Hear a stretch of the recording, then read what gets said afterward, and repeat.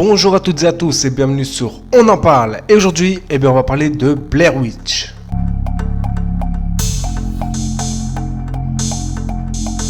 Blair Witch est un jeu d'horreur de survie psychologique développé par Bloober Team. Après Layers of Fear 1 et 2 et Observer, le studio polonais continue dans le même genre de jeu psychologique avec un Blair Witch basé sur la série de films du même nom. Sorti en août 2019, Microsoft a eu le droit à l'exclusivité temporaire pendant 4 mois. Puis ensuite, il est sorti sur PS4 et Switch. Le jeu se déroule 2 ans après les événements du film, sorti en 1999, qui lui prend place en 1994. Nous incarnons Ellis Lynch, un ancien policier qui part à la recherche d'un garçon disparu dans la forêt de Black Hills. Aidé par son chien Boulette, Ellis va tout faire pour retrouver ce petit garçon.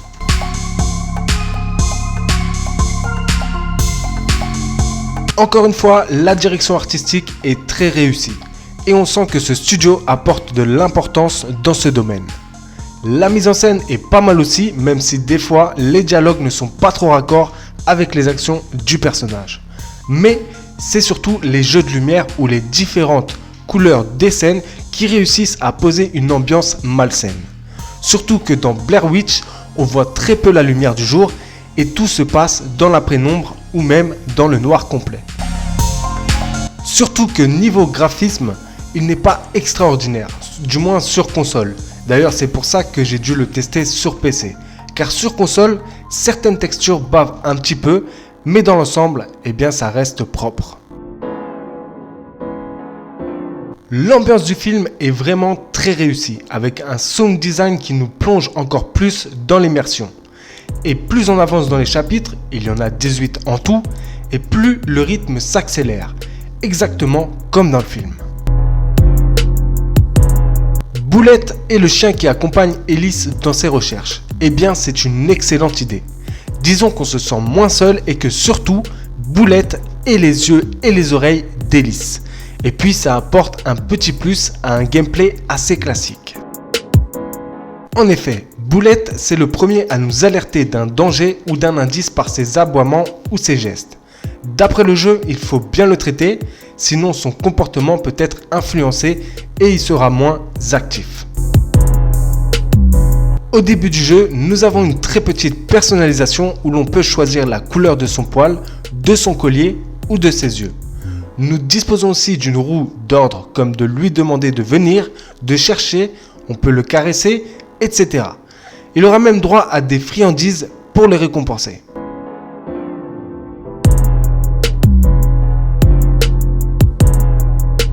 Ellis dispose d'un talkie-walkie, d'un téléphone pour recevoir des appels ou même appeler et recevoir des messages, et d'un sac à dos pour ranger tout ce qu'il trouve. En progressant dans le jeu, Ellis trouvera une caméra. Cette dernière servira à regarder des vidéos façon found footage comme dans le film et modifier la réalité. Pour combattre les esprits de la forêt, il faut bouger et ne surtout pas rester sur place, sous peine de mourir. D'ailleurs, l'aide de Boulette dans ces moments-là est très important, car il aboie là où les esprits sont pour les tuer. Il faut diriger la lampe torche vers eux, façon Alan Wake.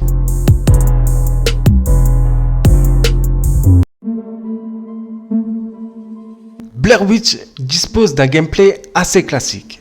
Le problème avec ce genre de jeu, c'est soit que tu aimes et que tu es imprégné par son ambiance, ou soit tu détestes.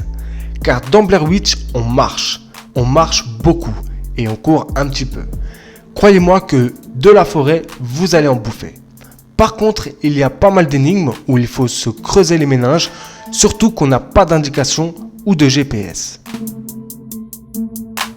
Encore une fois, le jeu est en VOSTFR, donc version originale sous-titrée française. Et ça peut en décourager certains. Alors, il y a quand même moins de choses à lire que le jeu Observer du même studio, mais d'un côté, c'est vrai que c'est relou de lire. Bien qu'il s'inspire des films Blair Witch, le scénario n'est pas très bien écrit. et on part dans des délires comme Bloober Team sait si bien le faire. C'est dommage car le début est vraiment très intéressant, mais après ça part en sucette quoi, clairement. Blair Witch ne fait pas vraiment peur, et pour un jeu d'horreur c'est un comble. Bien sûr, comme je l'ai dit, l'ambiance est là, mais il n'y a pas vraiment de moments stressants à part peut-être vers la fin, et encore. Bien sûr, cela dépendra des personnes, et quand on a joué à Alien Isolation, eh bien rien ne peut nous atteindre.